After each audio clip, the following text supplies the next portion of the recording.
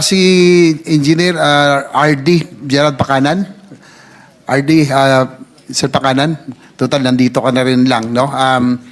Nung mga presentation ni Governor Dolor, nandito kami, si mismong kilala niyo si Governor Dolor?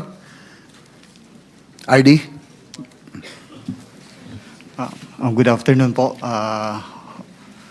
Mr. Chair and the distinguished honorable senators of the Senate. Yes po, I confirm I know Governor Dolor. Nakakausap niyo po siya dahil kayo po ang regional director naging provincial director ba kayo or RD na kayo ng Region 4B? I am the regional director po, Your Honor. So Mr. nakakausap niyo po siya?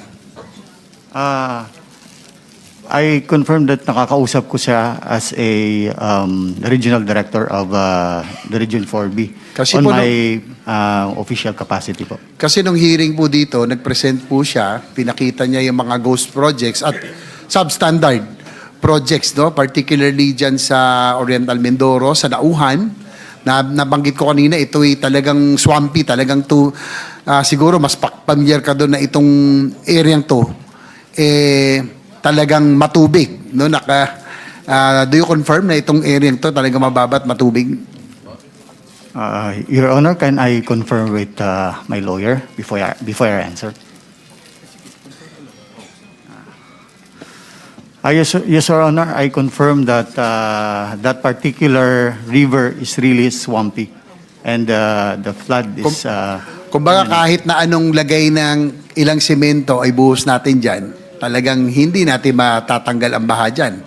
Mismo alam ko, naalala ko noon, then Secretary of DOJ, si Ombudsman na, nagsabi na swampy town daw yung no, sa investigasyon nila, yung Nauhan. Tama ho ba? Senator JB, excuse me. Matanong ko lang, bakit ba kayo nakatalukbong? Hindi naman kayo testigo. Matanong ko lang, bakit po kailangan naka-hood kayo at saka nakatakip? Yes, Mr. Chairman, because this might set a precedent for all other witnesses we will call here. They will request that their faces be covered. He is a public government employee. Bakit siya nagtatago? And a resource person, not a witness. That was the question I was raising kanina, Mr. Chair. Hindi pala tayo nagkaintindihan. Bakit na nakatakip yung mukha ni Ginoong Pakanan? Akala ko naman, si Maria sa si Joy.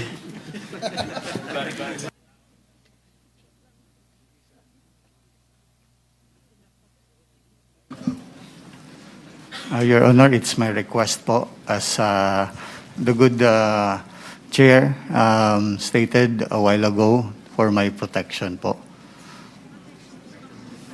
And security po. Pero nasa kulungan ka na ngayon, you're in detention right now, di ba? Aren't you in detention already?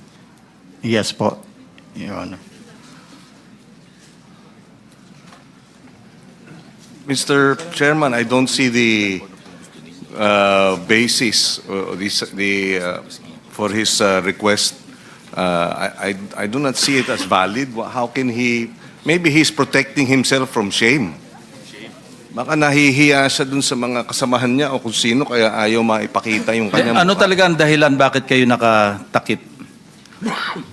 Ako, nakita ko lang isang posibleng dahilan.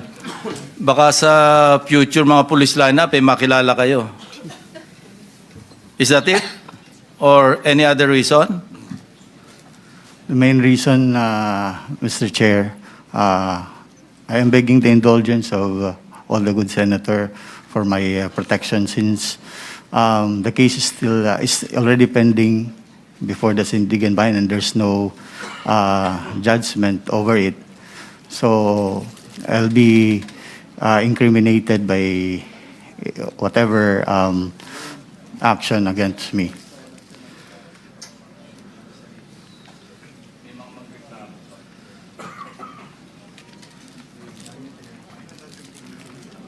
So, natatakot ka na baka ito, public hearing, meron makakilala sa'yo at magreklamo pa laban sa'yo dahil nakilala ka? Ganun ba yun? No, Your Honor. In fact, Your Honor, andito po ako to honor your subpoena. Yeah, I know that. Opo. ang tanong namin, hindi yung presence mo, bakit ka tama si Senator Pangilinan, ano?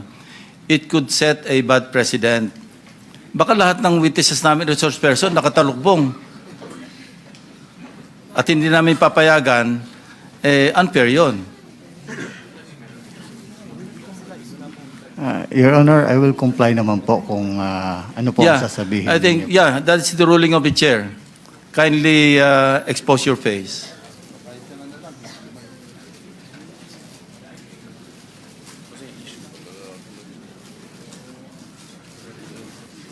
Please continue, Senator JV.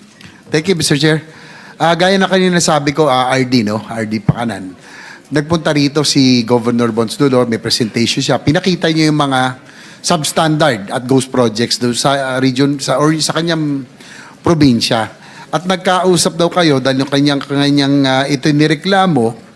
Ang sabi mo raw kay Governor Dulor ay merong kasing porsyento na napupunta sa taas kaya nagiging ghost project o naging substandard ang ilang proyekto sa iyong nasasakupan. Tama ko ba yan? Honor, again, I could confirm my lawyer before answering it.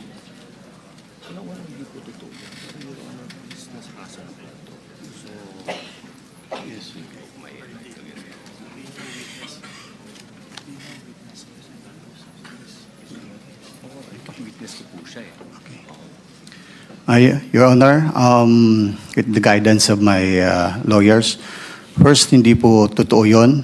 Secondly, Governor Dolor is also a witness against me. So there's a pending case already filed against me. So it will be incriminating on my part. So I respectfully, Your Honor. So yung sinasabi mo, yung sinasabi ni Governor Dolor ay hindi totoo. Sinabi mo na una na hindi totoo yung sinabi niya. Your Honor, again, I am invoking my constitutional right, respectfully invoking my constitutional right. So yung sinabi niya na sinabi mo raw na may 25% na napupunta sa taas, 5% para sa parking fee at 12% na iba pang nadadaanan para sa proyekto. So ibig sabihin 42% na ang napupunta sa kickback sa yung region, 48% na lang naititira sa project mismo. So yan yung kanyang computation na nanggaling daw sa'yo. Sagutin, siguro pwede mo sagutin ito. Nasa sa'yo yan. Pero yan ang kanyang nilahad na nangyayari kaya nagkakaroon ng ghost at mga substandard projects doon po sa Oriental Mindoro.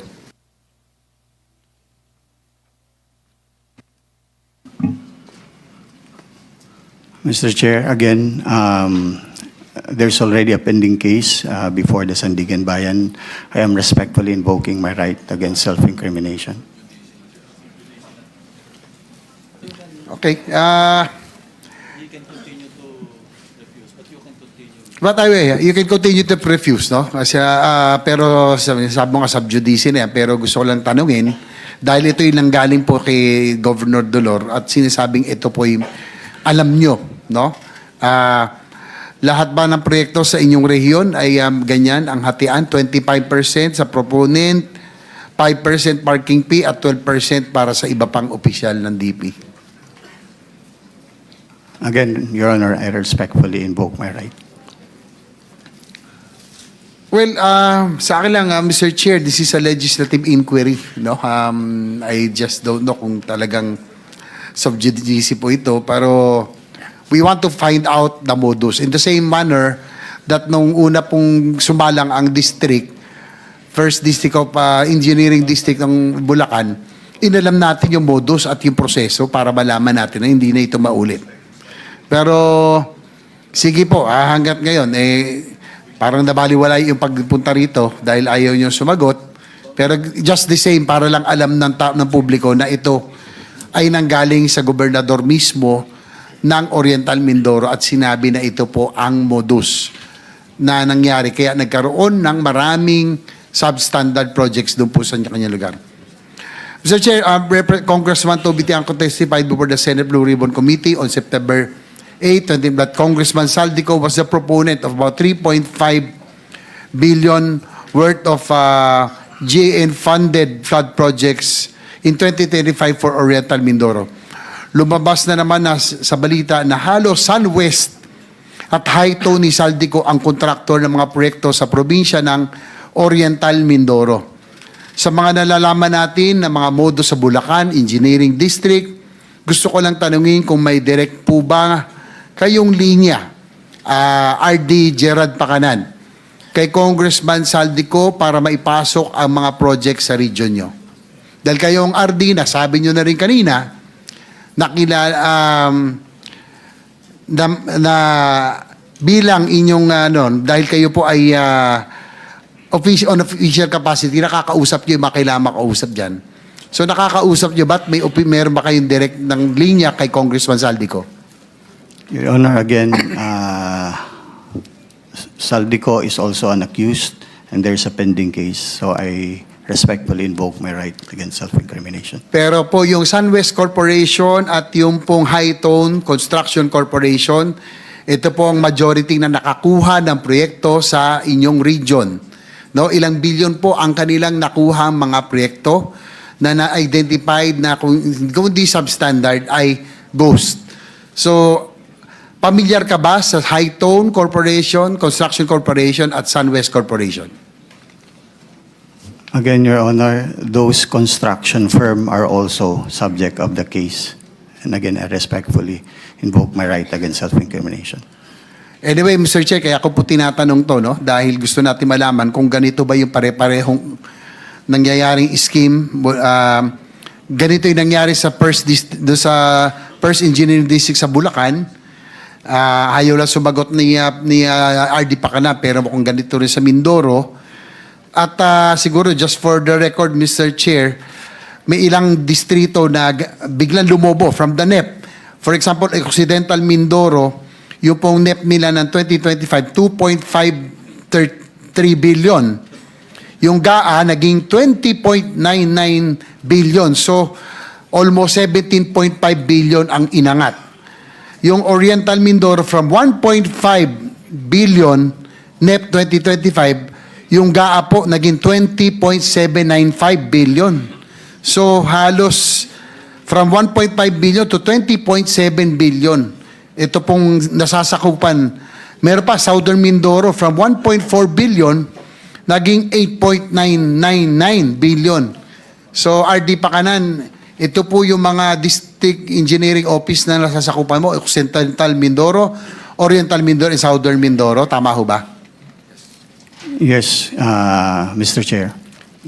Do you confirm na ganito kalaki ang nilobon from National Expenditure Program na tagto 2.5 billion, 1.5 billion, naging more than 20 billion yung bawat distrito? Alam niyo ba ito? I cannot categorically confirm because I don't have the exact figure, Your Honor. I mean, Mr. Chair. So saan paano nyo hindi, pero alam nyo, ito yung inyong distrito, pwede nyo bang i-recall yan sa susunod?